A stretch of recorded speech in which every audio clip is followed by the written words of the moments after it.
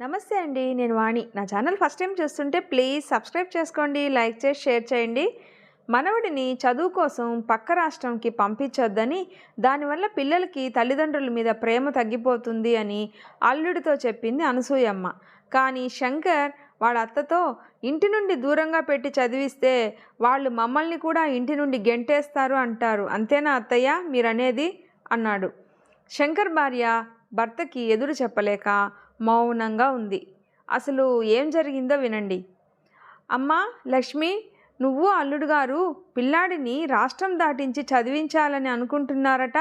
మీ నాన్నగారు అన్నారు, నిజమేనా అని ఆయాసంగా తన కూతుర్ని అడిగింది అనసూయమ్మ.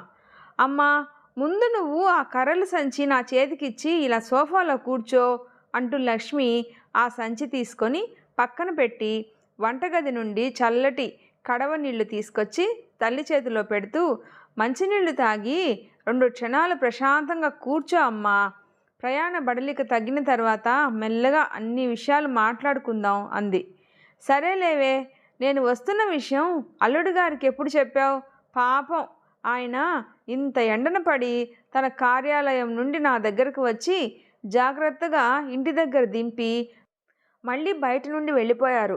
కనీసం గుక్కిడి నీళ్లు కూడా నోట్లో పోసుకోలేదు అని అనసూయమ్మ బాధపడింది. అమ్మా, ఆయన ఏ పనైనా తనకు నచ్చితేనే చేస్తారు. నువ్వేమీ ఆయన్ని ఇబ్బంది పెట్టలేదు. నువ్వు వస్తున్నావని మీ అల్లుడు గారు అన్నీ ముందే సిద్ధం చేసుకునే ఉన్నారు. ఇంక లేమ్మా, భోజనం సిద్ధంగా ఉంది, తినేసి సాయంత్రం వరకు పడుకో. మీ అల్లుడు గారు కార్యాలయం నుండి వచ్చాక ప్రశాంతంగా మాట్లాడుకుందాం అని లక్ష్మి అనసూయమ్మకు భోజనం వడ్డించడానికి లోపలికి వెళ్ళింది. అమ్మకి అసలు విషయం ఎలా చెప్పాలి? ఆయన పిల్లాడిని తప్పకుండా ఆ పాఠశాలలో చేర్చడానికి 100% సిద్ధమయ్యారు. తల్లికి భోజనం వడ్డించి వచ్చిన లక్ష్మి మనసులో అనుకుంటూ ఆమె విశ్రాంతి తీసుకోవడానికి గది సిద్ధం చేసే పనిలో పడింది. ప్రయాణం వల్ల అలసిపోయిన అనసూయమ్మ కూతురు చెప్పినట్టు సేద తీరింది. లక్ష్మి సాయంత్రం వంటకు కావాల్సినవన్నీ సిద్ధం చేసుకొని తనకిష్టమైన పుస్తకాన్ని చదువుతూ కూర్చుంది. ఆమెకు అక్షరాల మధ్య కాలం నెమ్మదిగా గడిచినా అలసిపోయిన శరీరానికి పట్టిన నిద్ర వల్ల అనసూయమ్మకి మాత్రం ఏదో గారడీలాగా మరో గంటకే సాయంత్రం అయినట్లుగా మెలకువ రాసాగింది. ఈలోపు లక్ష్మీ భర్త శంకర్ రావడం, స్నానం చేసి బట్టలు మార్చుకొని దూరదర్శిని ముందు కూర్చున్నాడు. అమ్మ అసలు ఎందుకు వచ్చింది అన్న విషయం ఇంకా భర్తకు తెలియదు. తెలిస్తే ఎలా స్పందిస్తాడో అని లక్ష్మి మనసులో ఆలోచిస్తూ కంగారుగా కాలు కాలిన పిల్లిలాగా అటు ఇటు తిరుగుతూ ఉంది. ఈలోపు బయట అలికిడికి అనసూయమ్మ మేల్కొని గది నుండి కళ్ళు మొహం తన పైటి చెంగుతో తుడుచుకుంటూ బయటికి వచ్చింది. అమ్మా లక్ష్మి, అల్లుడు గారు వచ్చారా అని మెల్లగా నడుస్తూ ముందు గదిలోకి వచ్చింది. ఆయన వచ్చారమ్మా, ఏదో మాట్లాడాలి అన్నావు కదా అని తన ఆలోచనల మధ్య కంగారులో అనసూయమ్మని ఇరకాటంలో పడేసినట్లు చేసింది లక్ష్మి. పక్కనే కూర్చున్న శంకర్, అవునా, ఏమిటి అత్తయ్య గారు, విషయం చెప్పండి అని తన గంభీరమైన గొంతుతో అన్నాడు.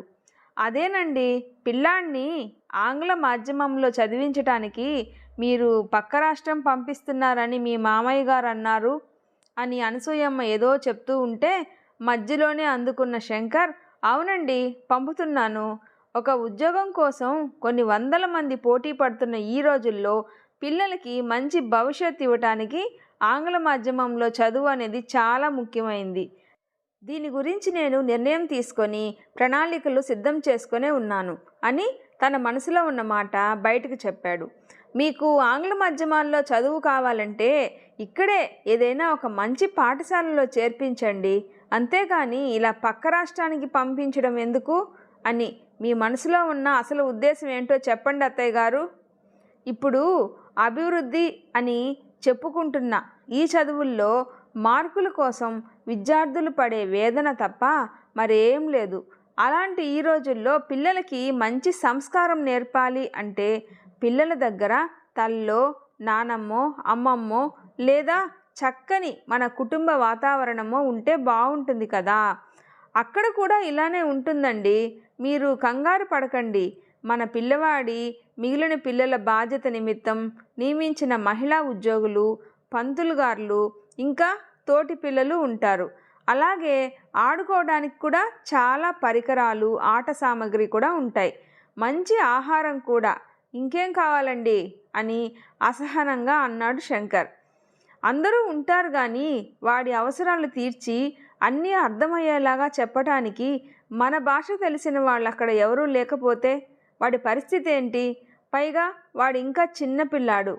ఇలా అయితే వాడికి అర్థం కాని ఆ భాషలో ఏది మంచో ఏది చెడో ఎలా తెలుస్తుంది అని గట్టిగా అంది అనసూయమ్మ. లక్ష్మి ఏం మాట్లాడకుండా తలదించుకొని మల్లెలు మాలగా కడుతూ తల్లి భర్తల మధ్య సంభాషణలు వింటూ ఇక తప్పదు అనుకుంటే అమ్మని కానీ భర్తను కానీ శాంతపరచడానికి సిద్ధంగా ఉంది. ఏంటండి అత్తయ్య గారు, మీరింకా భాష తెలుగు అర్థం కాదు అని అంటారు. ఈరోజు పిల్లలు పుట్టుకతోనే అన్నీ నేర్చేసుకుంటున్నారు. మీకు పిల్లాడి మీద ప్రేమ ఉంది, పంపొద్దు అంటే అందం కానీ ఇలా అంటారేంటి? నాకు వాడి మీద ప్రేమ ఉంది కాబట్టే ఈ పని చేస్తున్నాను అని శంకర్ కూడా కొంచెం గట్టిగానే సమాధానం చెప్పాడు. అల్లుడు గారు, మీకు తెలియదని కాదు, పుట్టిన బిడ్డలకి అమ్మ భాషలోనే ఆది నుండి అన్నీ నేర్పితేనే ఈ ఆధునిక సమాజంలో చీకు చింత లేకుండా బ్రతుకుతారు. సంపాదిస్తూ బ్రతకడం వేరు, సంతోషంగా బ్రతకడం వేరు. ఇప్పుడు మీరేమో పిల్లలు భవిష్యత్తులో బాగా సంపాదించాలి అని చదువుల కోసం దూరంగా పంపుతారు. వాళ్ళు పెద్దయిన తర్వాత సంపాదిస్తారు తప్ప సంతోషంగానే ఉండరు. ఆ తర్వాత వాళ్ళు కూడా మిమ్మల్ని దూరంగానే పెట్టి అదే ప్రేమ అనే భ్రమలో తమ సంపాదనతో వెలకెట్టి చూస్తారు. అంతే నాయనా అని తన ఆవేదనను వెళ్ళగక్కింది అనసూయమ్మ. అంటే ఇంటి నుండి దూరంగా పెట్టి చదివిస్తే వాళ్ళు మమ్మల్ని కూడా ఇంటి నుండి గెంటేస్తారు అంటారు, అంతేనా? నేను అలా అనడం లేదు. ఇంటి నుండి దూరంగా పోతే అమ్మా నాన్నల విలువ తెలిసి కష్టపడి చదువుకుంటారు అనే రోజులు కాలంలో కలిసిపోయాయి. ఇప్పుడు ఎటు చూసినా చెడు తప్ప మరేం లేదు. అన్ని రకాల చెడు వ్యాపకాలు అరచేతి దూరంలో ఉన్నాయి. ప్రస్తుతం ఉన్న రోజుల్లో పిల్లలకి మనం మంచి భవిష్యత్తు ఇవ్వటం అంటే మంచి వ్యక్తిత్వం ఇవ్వడమే కదా. కాబట్టి కనీసం వాడికి కొంచెం వితరణ జ్ఞానం వచ్చేంత వరకైనా పిల్లల్ని ఇంటి దగ్గరే పెంచుదాం అంటున్నాను. మీరు చెప్పిన దాని ప్రకారం చూస్తే ఇళ్ళ దగ్గర పెరిగిన పిల్లలందరూ పద్ధతిగా ఉన్నారా ఏంటి? నేను చెప్పేది పూర్తిగా వినండి అని కూతురి మొహం చూస్తూ సౌమ్యం నిండిన గొంతుతో అనసూయమ్మ, అవును, ఒక కుటుంబంలో పిల్లలు పెరగటానికి అలాగే ఖరీదైన వసతి గృహాల్లో పెరగటానికి చాలా వ్యత్యాసం ఉంది. అలా పెరిగిన పిల్లలు 4 గోడల మధ్య మహా అయితే ఓ 10 మంది అదే వయసు ఉన్న పిల్లల మధ్య పెరుగుతారు. వాళ్ళకి ఈ సమాజం గురించి ఏం తెలుస్తుంది? ఏమీ తెలియదు. ఎందుకంటే నేను అలాంటి వాళ్లను కళ్ళారా చూశాను. అప్పటి వరకు అణిచిపెట్టిన వాళ్ళ మనసులోని కోరికలకు ఒక్కసారిగా స్వేచ్ఛ వస్తే వాళ్ళేం చేస్తారు? అప్పటి వరకు 4 గోడల మధ్య బందీగా ఉండి ఒక్కసారిగా సమాజంలోకి వస్తే వాళ్ళు సమాజంలో పరిస్థితులను ఎలా ఎదుర్కొంటారు? ఈ విషయాలేవి ఈ కాలం తల్లిదండ్రులు ఆలోచించరు. కేవలం చదువు పూర్తి చేసుకొని ఒక మంచి ఉద్యోగంతో బయటికి రావాలి అనే ఆలోచిస్తారు అంది. అప్పటి వరకు తలదించుకొని తల్లి భర్త మధ్య సంభాషణలు వింటున్న లక్ష్మి తల పైకెత్తి అవును కదా అన్నట్టు మొహం పెట్టి భర్త వంక ఆశగా చూడసాగింది. అది గమనించిన శంకర్ తన మాటల్లో ఉన్న ఆవేశం తగ్గించి తను కూడా మెల్లగా, చూడండి అత్తయ్య గారు, ఇప్పుడు ఉన్న లోకం పోకడలను బట్టి మనం ముందుకు సాగాలి అంతే. 100లో 90 మంది పిల్లలు ఇప్పుడు ఇలానే చదివి మంచి ఉద్యోగాలు చేసుకుంటున్నారు అన్నాడు. ఉపాధి కోసం చదువు కాదండి, ఏది మంచో ఏది చెడో తెలుసుకోవటమే చదువు యొక్క ముఖ్య ఉద్దేశం కావాలి. కానీ తల్లిదండ్రులు ఆశ ఇంకా కళాశాల యాజమాన్యాల దురాశ వల్ల చదువు అంటే కేవలం ఉపాధి మాత్రమే అనే ముద్ర వేశారు. అందుకే చెరసాలలో ఖైదీలుగా పిల్లల్ని చూస్తూ వాళ్ళల్లో ఉన్న ఎన్నో ప్రత్యేకతలను తొక్కిపెట్టి చదువు చదువు అని బండకేసి రుద్దుతున్నారు. నా మనవడికి అలాంటి చదువు వద్దు, అమ్మా నాన్నల మధ్య ఆప్యాయంగా పెరగనిద్దాం అంటున్నాను. అత్తగారి మాటలు శంకర్ని సంకోచంలో పడేసినా తను తీసుకున్న నిర్ణయం కూడా ఏమీ తప్పు కాదు అన్న నమ్మకంతో పిల్లలు మన దగ్గర పెరిగితే అన్నీ అవసరానికి దొరికి వాళ్ళకి కష్టం తెలీదు. ముద్దు చేస్తే మొండితనం పెరుగుతుంది, మాట వినరు. చీటికి మాటికి గొడవలు పడుతూ పెద్దవారి మీద ఆధారపడిపోతూ ఉంటారు. ఇలా ఎన్నెన్నో ఆలోచించే ఈ నిర్ణయం తీసుకున్నానండి నేను అన్నాడు. అయ్యో అల్లుడు గారు, పిల్లల మీద తల్లిదండ్రులు చూపించే ప్రేమ ఇంకా ఆప్యాయత అనేవి ఒక పరిమితి తర్వాత పిల్లలకి బాధ్యత తెలిపేలాగా మార్పు చెందాలి. అంటే పిల్లలు ఇంట్లో పెరిగితే వాళ్ళు చిన్న వయసు నుండి నాన్న పడుతున్న కష్టం వెనుక బాధ్యతని, అమ్మ పడుతున్న కష్టం వెనుక ప్రేమని చూస్తూ పెరుగుతారు. అప్పుడే వాళ్ళకి తల్లిదండ్రుల మనసు అర్థమవుతుంది అంటున్నాను. ఇది వాస్తవం నాయనా. అనసూయమ్మ మాటల్లో నిజం లేకపోలేదు అని శంకర్కి మెల్లగా అర్థమవుతుంది. కానీ తను తీసుకున్న నిర్ణయం మార్చుకోవడానికి తన అహం అడ్డు వచ్చో లేక ఆధునిక ప్రపంచ పోకడలకు భ్రమించో ఈ రోజుల్లో పిల్లలు ఎక్కడ ఇలా చేస్తున్నారండి.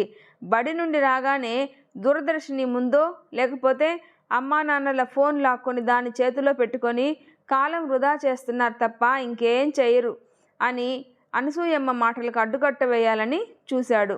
నాయనా, నేను నీకు చెప్పేంత దానిని కాదేమో, కానీ నేను చూసిన మనుషులను ఆధారంగా చేసుకునే చెప్తున్నాను వినండి అని పక్కనే ఉన్న లక్ష్మిని కూడా అదిలించి, నువ్వు కూడా వినమ్మాయి అంటూ కొంతమంది తల్లిదండ్రులు వాళ్ళ పిల్లలు వేసుకునే బట్టలు ప్రముఖ తయారీదారులువా కాదా అని చూస్తున్నారే తప్ప వాళ్ళు సమాజంలో ఎలా మెలుగుతున్నారో అని కూర్చోబెట్టి మాట్లాడేవాళ్లే తక్కువ. పెద్దవాళ్ళు ఏది చేస్తే పిల్లలు కూడా అదే చెయ్యాలి అనుకుంటారు అని ఆలోచించటమే లేదు. అయితే పిల్లలు సరిగ్గా ఎదగాలి అంటే తల్లిదండ్రులు కూడా వాళ్ళతో కూర్చొని పుస్తకాలు పట్టుకోవాలి అంటారా ఏంటండి అని మెల్లగా వెటకారం ధనించగా అన్నాడు శంకర్. నేను అలా అనడం లేదండి. జీవితంలో తను ఎన్ని బాధ్యతలు మొయ్యాలో అని ఒక అబ్బాయికి ఎప్పుడు తెలుస్తుంది? తన నాన్నను చూస్తేనే తెలుస్తుంది. ఒక కుటుంబంలో నాన్న అనే స్థానం లేకపోతే ఆ కుటుంబం పరిస్థితి ఎలా ఉంటుందో వివరంగా చెప్పాలి. ఆ పరిస్థితి రాకుండా ఉండటం కోసం తన సమాజంలో ఎలా మెలుగుతున్నాడో తన కొడుక్కి ఆ తండ్రి తప్పకుండా చెప్పాలి. అప్పుడే ఆ కొడుక్కి తన మీద ఉన్న బాధ్యత ఏంటో తెలుస్తుంది. తండ్రి తన కొడుక్కి అమ్మను నువ్వు ఎలా చూసి గౌరవిస్తున్నావో అలాగే సమాజంలో మిగిలిన స్త్రీలను కూడా అలాగే గౌరవించాలి అని తప్పకుండా కొంత సమయం వెచ్చించి అర్థమయ్యేలాగా చెప్పాలి. ఒక తండ్రి పిల్లలు తప్పు చేసినప్పుడు గొడ్డును బాదినట్టు బాదకుండా ఆ తప్పు వల్ల వచ్చే పర్యవసానాల గురించి క్షుణ్ణంగా చెప్పి ఆ తప్పును మళ్ళీ చేయకూడదు అని చెప్పాలి.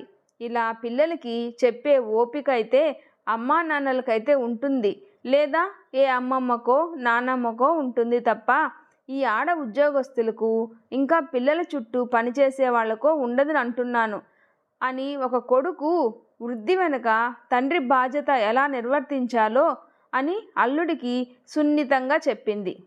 తల్లి మాటలు వాస్తవాలు తెలుపుతూ తన భర్త మనసులో మార్పు తీసుకువస్తున్నాయి అని లక్ష్మికి అర్థమైంది. తను కూడా అమ్మకి వత్తాసు పలకాలని. ఒక ఆడపిల్లకి మొదటి గురువు అమ్మే అన్నీ చెప్పాలి. తను ముందుగానే సమాజపు పోకడల మధ్య నలిగి ఉంటుంది. ఆ దుస్థితి మరో ఆడపిల్ల పడకూడదు అంటే అమ్మే ఖచ్చితంగా తన అనుభవాలు ఉదాహరణలుగా చెబుతూ తన బిడ్డకి సమాజాన్ని మరో కోణం వైపు చూపించాలి, ఎదుర్కొనే ధైర్యాన్ని నింపాలి. ఆడపిల్ల మంచి గురించి చెప్పటానికి తల్లికి ఉన్నంత స్వేచ్ఛ తండ్రికి కూడా ఉండదు. సొంత తండ్రికి కూడా కూతురి దగ్గర కొన్ని పరిమితులుంటాయి. అలాంటిది చిన్న వయసులోనే పిల్లల్ని హాస్టల్లో పెంచాలి అనుకోవడం మంచి నిర్ణయం కాదేమో అని తన ముందు ఆడుకుంటున్న కూతుర్ని ఒడిలోకి తీసుకుంటూ చాలా దృఢంగా చెప్పింది.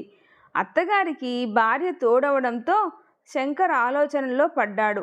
ఇప్పటి వరకు ఎప్పుడు నా నిర్ణయానికి ఎదురు చెప్పని లక్ష్మి కూడా నా నిర్ణయం మార్చుకుంటే బాగుంటుంది అన్న చూపుతో నన్ను చూస్తూ మాట్లాడుతుందంటే బహుశా నేను తీసుకున్న నిర్ణయం మంచిది కాదేమో అని మనసులో అనుకొని మౌనంగా కూర్చున్నాడు. శంకర్ మనస్థితి గమనించిన అనసూయమ్మ, చిన్న వయసులోనే పిల్లలకి ఏదైనా చెప్తే బుర్రలోకి ఎక్కుతుంది. ఒక్కసారి యవ్వనంలో పడ్డారా మన మాటలు వాళ్ళ చెవి దగ్గరకు కూడా వెళ్ళవు.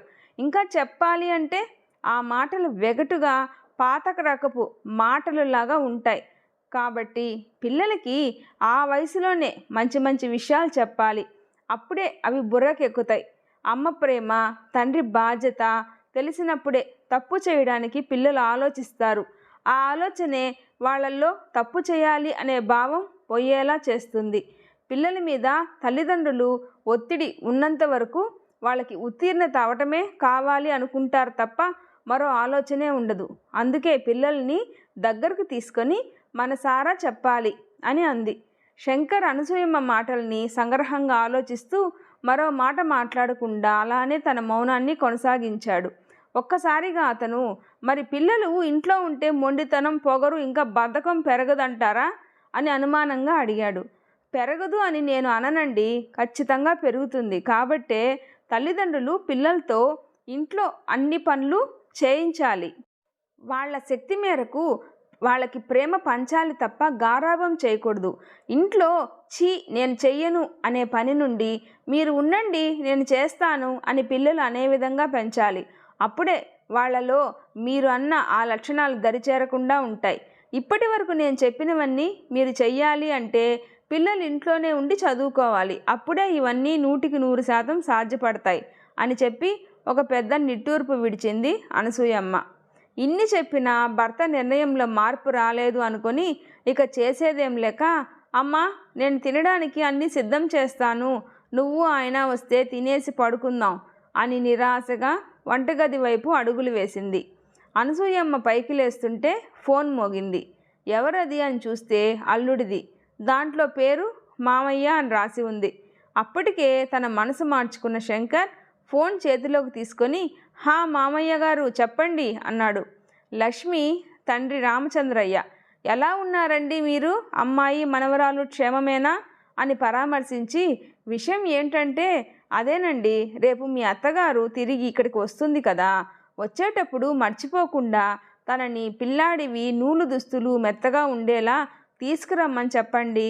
అలాగే వేసవికాలం సెలవులు ఎప్పుడు అవుతాయో చెప్తే ఓ వారం రోజుల ముందు చంటోడిని ఇంట్లో దింపుతాను.